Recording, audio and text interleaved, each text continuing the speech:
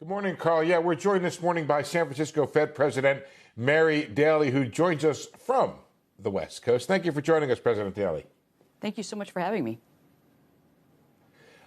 Let's talk about, there's been a lot of different points of view put out about what happens over the near term here. Not so much the long term, of which there's also plenty of confusion. But I want to ask you for not so much a weather forecast about the summer and the fall, but more of a monetary policy forecast. We have Fed Governor Chris Waller says 50 basis point rate hikes until inflation's under control. And then Raphael Bostic from Atlanta talks about the idea of a potential pause in September. Where do you stand, President Daly?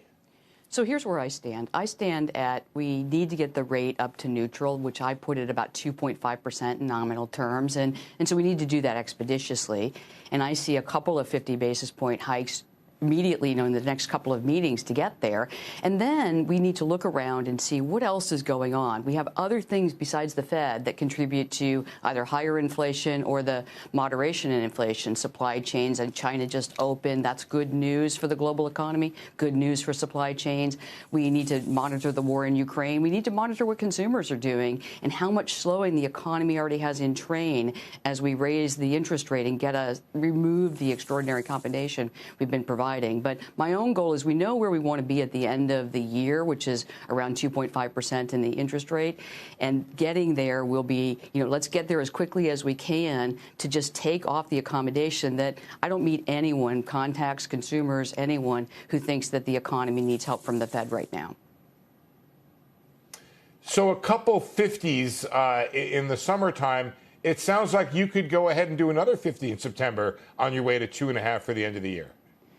I certainly am comfortable to do what it takes to get inflation trending down to the level we need it to be. I really think these high inflation numbers have been going on too long, and consumers and businesses, everyday Americans are depending on us to get inflation back down and bridling it. And so the reason I'm not forecasting beyond the next couple of meetings is because I don't know what else the data are going to give us. We've seen financial conditions tighten. We've seen some early leading indicators that say that there's slowing in growth numbers, but we aren't really there yet. So we need to continue to see those data on a slowing economy, bringing demand and supply back in balance. And I need to see some real progress on inflation. Otherwise, I would think we just move the rate until we find ourselves at least at neutral, and then we look around and see what else needs to be done.